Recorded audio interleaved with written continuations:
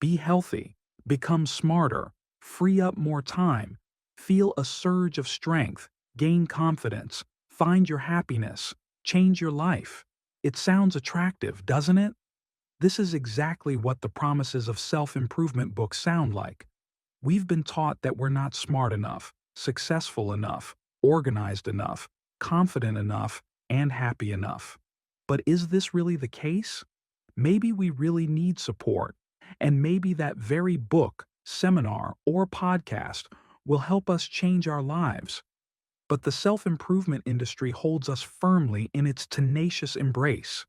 She suggests to us that we are not good enough to just be happy and offers to buy this happiness. And, admittedly, this mechanism works flawlessly. The self-improvement industry is a huge business. In 2022, it was estimated at $38 billion, and by 2030, it is expected to grow to $80 billion.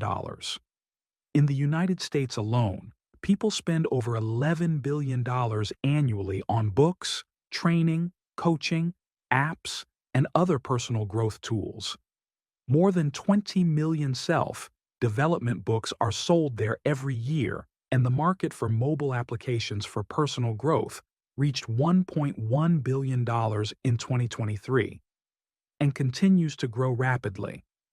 Self-development books, trainings, and seminars promise us solutions to all the problems that we think are hindering our lives. They offer not only new knowledge, but also a sense of control over their own lives. With their help, we can learn useful skills, how to manage emotions, plan time wisely, or create a productive routine. Self-development will give us valuable tools, mindfulness to manage stress, knowledge about nutrition and fitness to improve physical health, as well as tips on developing healthy sleep habits. If we're aiming for specific goals, there are resources available to help us get closer to them. Someone is looking for the meaning of life. Someone wants to make more informed decisions about their health, career, or relationships. And personal growth can also help in this. Self-help gurus and their teachings can really help us understand ourselves better. By being aware of our strengths and weaknesses, we become closer to the version of ourselves we are striving for. This increases our self-esteem and improves our interaction with others.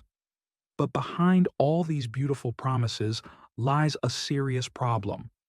Each person has their own unique life experience, and therefore their own difficulties. However, the self-improvement industry often offers universal solutions that simply do not take into account our individual characteristics and needs. Professional recommendations vary greatly depending on the field of activity. Resume writing tips for creative professions will be completely different than for those who are building a career in finance. Therefore, many turn to books and self-improvement courses, hoping to develop networking, leadership skills, and expand career opportunities. With such a stream of advice, it's easy to get confused and lose your bearings. You can set any career goals for yourself, but if you don't know how to filter information, how far can you go? We've all been in situations where we've faced a problem and others have been quick to share their opinions. Parents call, friends give advice, colleagues express their vision. And in this chaos, it becomes difficult to understand which path is really right for you. Let's go back to a more recent crisis that brought humanity to the brink. Millions of people have faced job loss and uncertainty, and many have turned to self-help as a way to deal with the situation. But did these decisions really help? Let's look at them in more detail. During and after the 2008 financial crisis, many Americans felt their lives were falling apart. They lost their jobs, homes, and sought ways to overcome difficulties. In the 2010s, the world of self-help experienced a real explosion, especially on the internet, where many new approaches and ideas appeared.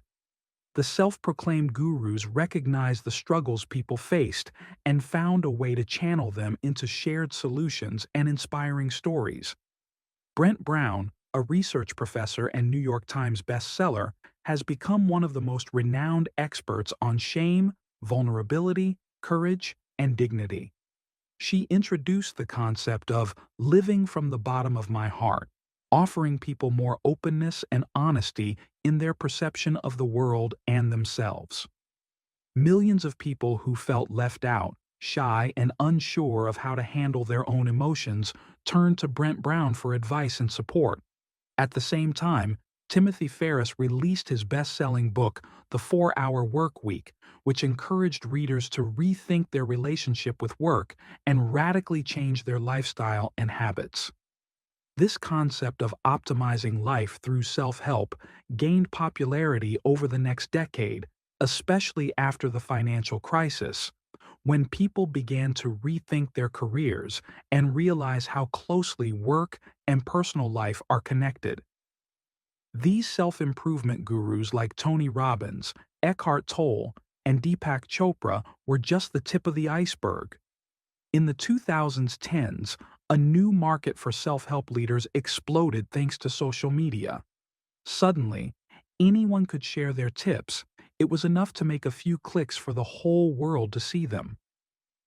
This availability of advice and inspiring ideas has led to an even greater spread of the culture of self-improvement. The average consumer spends between $200 and $500 a year on books, podcasts, and other personal development resources. These resources often beckon us with the promise of something that may be eluding us: happiness.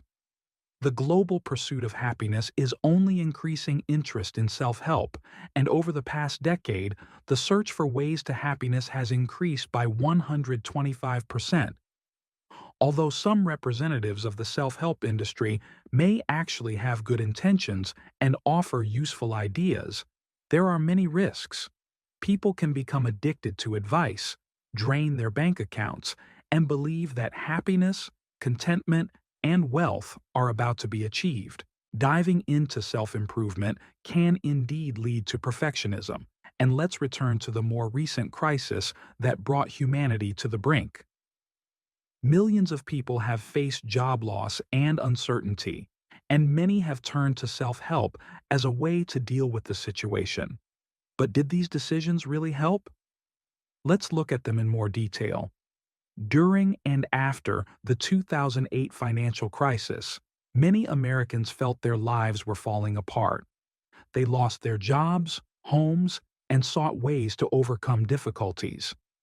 In the 2010s, the world of self-help experienced a real explosion, especially on the internet, where many new approaches and ideas appeared.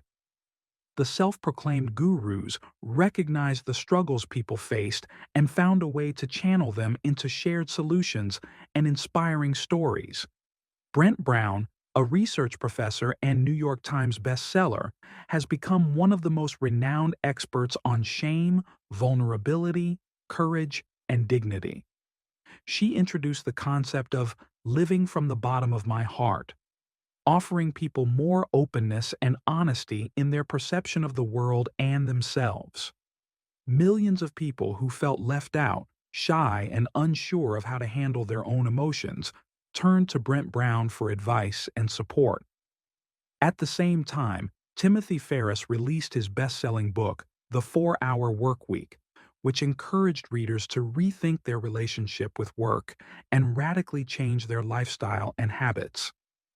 This concept of optimizing life through self-help gained popularity over the next decade, especially after the financial crisis, when people began to rethink their careers and realize how closely work and personal life are connected. These self-improvement gurus like Tony Robbins, Eckhart Tolle, and Deepak Chopra were just the tip of the iceberg. In the 2010s, a new market for self-help leaders exploded thanks to social media. Suddenly, anyone could share their tips. It was enough to make a few clicks for the whole world to see them. This availability of advice and inspiring ideas has led to an even greater spread of the culture of self-improvement. The average consumer spends between $200 and $500 a year on books, podcasts, and other personal development resources.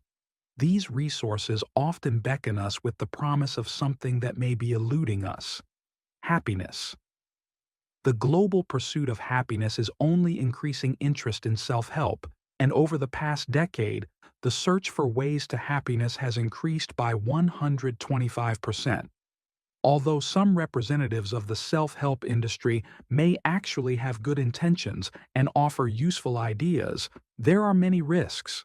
People can become addicted to advice, drain their bank accounts, and believe that happiness, contentment, and wealth are about to be achieved. The wound. Research shows that approximately 67% of people feel overwhelmed by the number of available strategies and methods. This can cause decision fatigue and paralysis when, due to the huge choice, a person cannot choose what exactly he should apply. And that's where the famous phrase comes to mind: there are too many cooks in the kitchen. We all love the idea that there is a finish line to strive for, but often trying to constantly improve leads to the opposite effect.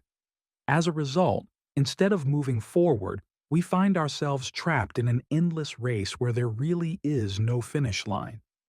Focusing on continuous growth and improvement can really create feelings of inadequacy. We begin to strive for perfection, which is inherently unattainable, and this leads to creating unrealistic standards for ourselves. The self-help gurus who fill bookshelves, social media feeds, and even everyday thinking often become idealized figures whose successes and achievements seem unattainable to most of us. This leads to the fact that we forget that each path is unique, and perfection is just an illusion that cannot be put into practice. Absolutely right. Even the best intentions on the part of self-help gurus can make followers feel envious because they often focus on idealized success stories that, as a rule, may be unattainable for most. When programs focus on the stories of overproductive, disciplined, or always happy people, these stories become a guideline that everyone strives for, forgetting that they may not take into account the individual circumstances of each person. This leads to the fact that we begin to overly focus on our shortcomings, forgetting to appreciate our successes and unique achievements. Yes, it really is. When people start focusing excessively on improving and increasing their productivity, it can have the opposite effect. In an attempt to improve their lives with the help of a variety of self-help techniques and tools, they may lose touch with what brings real satisfaction and joy. Instead of enjoying the process of growth, they find themselves in a race for continuous improvement, which only increases feelings of dissatisfaction and stress. The idea of being more productive or more efficient can become burdensome and destructive, especially when a person is not feeling progress or has encountered natural delays along the way. We begin to evaluate our value through the prism of achievements. This is especially true for professional growth and self-development, where self-esteem is closely related to the level of productivity. When people don't achieve high results, they start to feel unsuccessful. What should we do if we find ourselves in such a circle? We are starting to give up recreation and entertainment in order to increase our productivity. Does it really bring happiness? The culture of constant activity, which is promoted in the field of self-help, places work as the main path to success. We are being forced to believe that only through constant effort can we achieve something meaningful. This all-or-nothing approach leads to frustration because the inability to achieve the ideal is perceived as a failure. Self-improvement methods often fail to take into account that partial progress and flexibility are of great importance. We are told that if you don't follow the plan strictly, then you won't succeed. Absolute perfection-oriented goals focus on big achievements and often overlook the small steps along the way. We all live with imperfections, and self-improvement, which is aimed at continuous improvement, makes us think that imperfection cannot coexist with greatness. When we face difficulties on the path to self-improvement, there is almost no room in this area to openly discuss our experiences. Toxic positivity is a phenomenon that is widespread in the self-help industry. It's like the voice of an influential person who tirelessly repeats that everything will be fine, even if it doesn't correspond to reality. It's like a book that doesn't say a word about failures or negative feelings, leaving the reader confused when faced with a difficulty. Or a fitness expert who ignores problems such as injuries or doubts that may arise along the way. Living in a world where everything is always fine is not a real life. The expectation that we should always make progress and remain optimistic can be devastating. Although self-improvement often preaches self-acceptance, the widespread toxic positivity within this sphere leaves no room for real self-awareness and self-care, which sometimes require slowing down. Social media is becoming an ideal platform for perpetuating the myth of endless improvement. The self-help movement on social media has grown rapidly, providing an opportunity for anyone with an opinion and a little charisma to become a guru. Previously, snake oil sellers required some legitimacy to spread their ideas, but now you don't even need to sign a book contract or conduct personal seminars to attract followers. Social media promotes a culture of constant comparison. Influencers dedicated to self-improvement often show only idealized moments of their lives, which creates pressure on subscribers, forcing them to strive for the unattainable. By posting vivid examples of their ideal routines and achievements, such online self-help leaders can increase the sense of doubt and helplessness among those who are trying to find their way to success. To some extent, this is the goal. The more hopeless people feel, the more they will seek help, even if it only increases their insecurity. The self-improvement movement offers a variety of tools and techniques, from books and apps to seminars and strategies. For many, this becomes overwhelming, especially when there is a feeling that you need to master all these techniques and skills. In the process of using self-help methods, there is a fear of missing out on something important, or FOMO, which only adds to the pressure and makes you feel even more overwhelmed. Sometimes it seems that we don't try hard enough if we don't follow all the rules. For example, you can meditate for 10 minutes a day, eliminate processed sugars from your diet, and keep a diary, but not find time for strength training 3 times a week. Question: is the method controversial in this case? Sometimes it seems so. Such strict requirements can make it difficult to adapt and forgive yourself for small mistakes. After all, self-improvement often includes extensive and generalized advice that is difficult to fully implement. This can lead to people blaming themselves for not reaching the desired level. When progress does not come or is not felt, self-criticism becomes an integral part of self-improvement. We are taught to believe that we are in complete control of who we are and how we live. However, this approach ignores important circumstances, the world around us, life events, our education and emotional state, as well as factors beyond our control. By ignoring the influence of external factors, many self-improvement guides can actually undermine the qualities they are trying to develop, such as self-awareness and authenticity. While encouraging following the rules and striving for success at all costs, self-help tips often prioritize discipline and a positive attitude over creativity and spontaneity. When we adhere to these methods in order to improve ourselves, we can suppress our own behaviors or preferences that do not meet established standards. Over time, we become so addicted to metrics, habits, and goals that we lose sight of the more important aspects of life. Self-improvement programs often focus on measuring progress to achieve a larger goal. If we constantly monitor only these indicators, we begin to neglect more personal and unique self-expression. We play sports to get stronger, but suddenly we discover that we enjoy playing tennis. However, our schedule is already full of intense workouts, and there is no time for other hobbies. Do we ever think that we are sacrificing the opportunity to develop new interests just because they don't fit into our program? No matter how much we want to develop, self-improvement can sometimes make us too dependent on external methods and assessments. We often believe that following an established program is the best way to achieve the desired success. However, the real success lies in gaining independence. It can be debt relief, achieving financial freedom. It can be weight loss to avoid health problems. It can be overcoming trauma to get rid of overwhelming depressive thoughts. But to achieve any form of independence, it is important to learn how to think for yourself. The business of self-improvement is based on the fact that people begin to believe in their inability to think for themselves.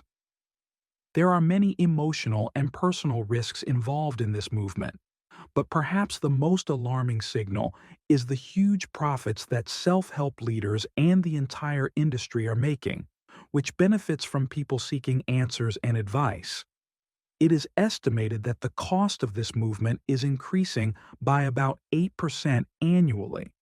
If you're on the path to self-improvement, take the advice that really resonates and leave everything else behind to preserve your identity.